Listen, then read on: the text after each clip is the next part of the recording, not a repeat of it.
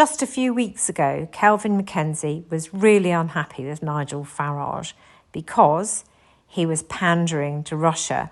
Last month I did a video about this, and I will put a link in the text below if you want to go and watch it. By saying that the West had poked the Russian bear. But this weekend he's changed his tune, and Kelvin McKenzie came out with the biggest truth-twisting mission I think I've ever encountered.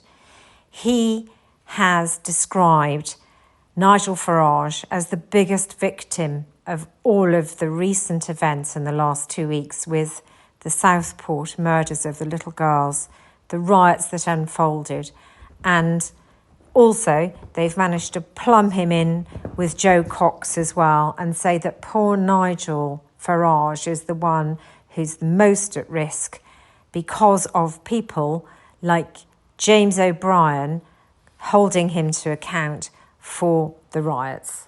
You just couldn't make it up. Nigel Farage getting both barrels from the likes of LBC and Sky over the riot story.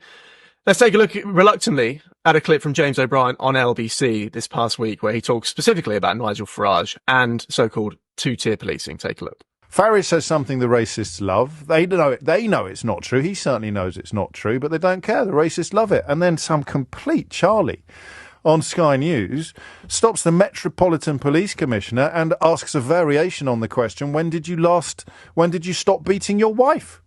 You ask someone, are you going to stop two-tier policing, which doesn't exist? Then you are asking a question based on the premise that it does. Absolutely appalling. So, James O'Brien works for Global. Global is by and large owned by Ashley Tabor. People say to me he's a decent enough guy, £100 million apartment in Harrods. Things have gone rather well. His father owns every other Derby winner for about the last 7 years. Another clever guy. What the point about that diatribe, which you may find attractive, is that pointing that Farage is responsible, Farage is a racist, Farage is this, Farage is that. I've known Farage 30 years, never said to me or to anybody one single thing which could be construed as racism. Now, the effect, though, of that kind of attack, constantly blaming him for it, is that today Farage is a very frightened guy and has had to have multiple security guards paid for by the Home Office, right, in order to protect himself, right? And I have never seen, I actually saw Nigel last night. He looked extremely concerned. This is not something which you can just shrug your shoulders at. Why do I say that? If you want to think about what people do on the other side of this argument, the other side of Nigel's argument is, of course, Manchester Arena bombing, okay? So there are people out there who are under the radar, or may even be on the security radar, but actually have managed to avoid being picked up, right, who will do horrible things. And it is not helped by that kind of stuff. So I'd be grateful if Mr. Tabor ignored the audience size, which I'm sure James O'Brien gets, right, and in a way manages to have, quotes, free speech in a way that GB News is not allowed. Free speech, by the way. But I would ask him to bear in mind what the price of that free speech might be. I mean, just in the last few years, we've had because Nigel's an MP now. Nigel Farage is an MP. Yeah. So we've had Joe Cox and David Amess. We have. I mean, he was attacked. He had milkshake thrown on him during the election campaign. That could have been anything. It could have been. I totally agree. And of course, when Joe Brand made the gag about why did they bother with milkshake on a previous occasion, why didn't they try it with battery acid? Right. All that you got from the BBC was, oh, well, the audience will understand that was a joke, right? There are some very crazy people out there, Miss Brand.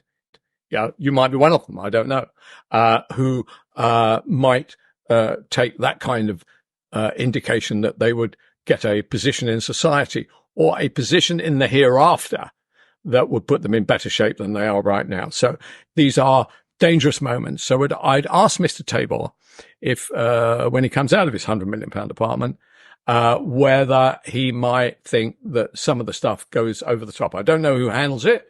O'Brien will be very pleased at this publicity. Yeah. But I think the lives of our politicians, and I know he personally was very concerned about Joe Cox. Would he also be concerned about anything that happened to Nigel Farage? Or would he say, well, do you know what I mean? Would you get the government involved in this, or is it just a case of telling these people, is there a free speech protection element to this that we still need to think consider? The guy has just got to think to himself, is anything I'm saying likely to lead to something else happening? Yes. And honestly, having seen Nigel, as I said, he was not relaxed and shrugging his shoulders at it. Yeah. When you are surrounded by security people, this is a very worrying moment. This is a familiar pattern for Nigel Farage. Back when Joe Cox was murdered, he did his best to make it all about him. That left a country numb. An event so awful it forced a pause in the fiercest of campaigns. Both sides called for more respect, less venom. But as the tributes keep coming, so too do the accusations. The political truce set aside, with one figure claiming rivals are making political capital out of tragedy. The Remain camp are using these awful circumstances to try to say that the motives of one deranged, dangerous individual were similar of half the country, or perhaps more, who believe we should leave the EU. Provoking reactions no rare thing for Nigel Farage. This the poster about immigration that caused such controversy. His latest accusations been flatly denied by the Remain campaign.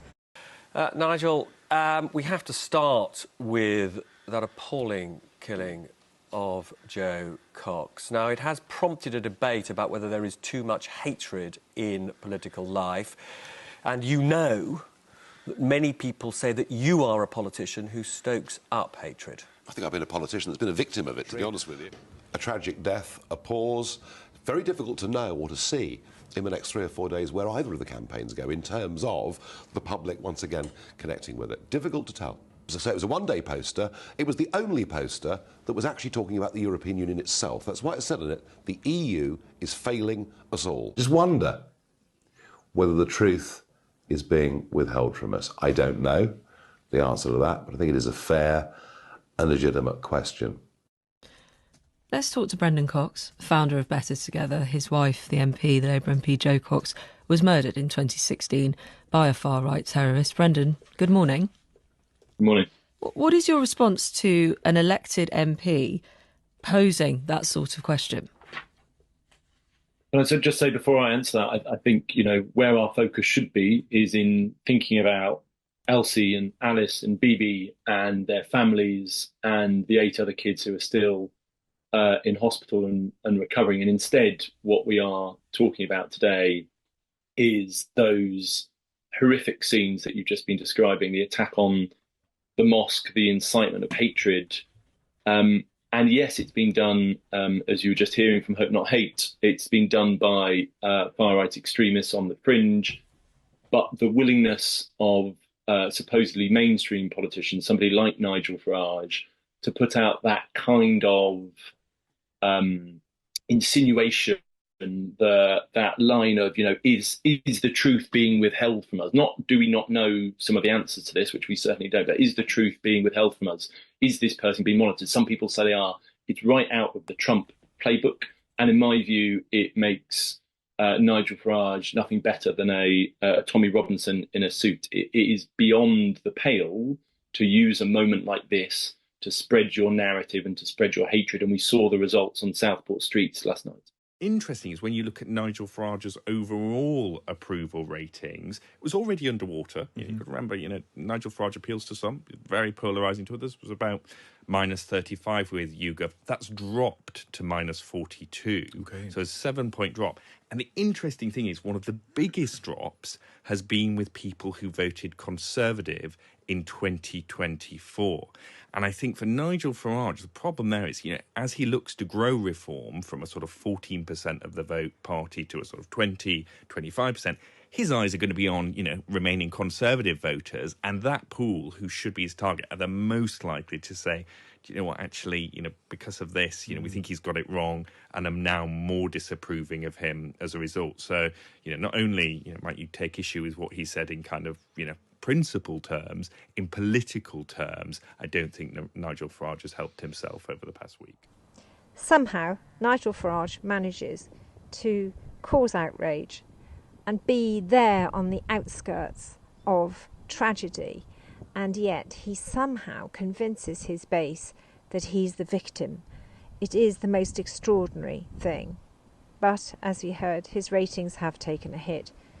We'll see if he rebounds and what happens in the future.